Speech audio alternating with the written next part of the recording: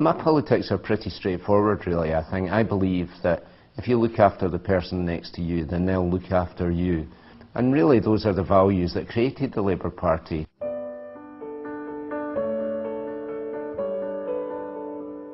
A lot of my values came, I think, from my grandfather, who was a very active trade unionist. He was a coach painter, very political with a small p. I was the first person in my family who got the chance to go to university, so it was a huge opportunity for me.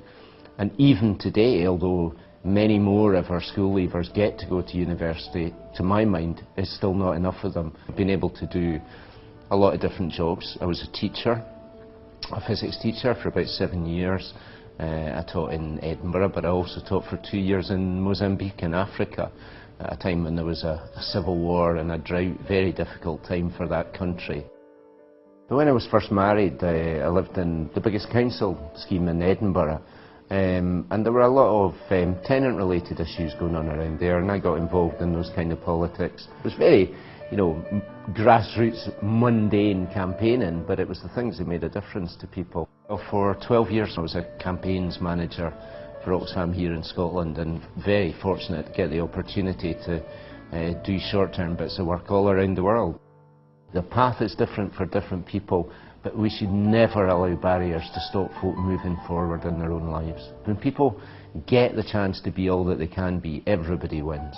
Folk sometimes say to me, why do you want the job of leader in Labour in Scotland? That's the hardest job you could think of.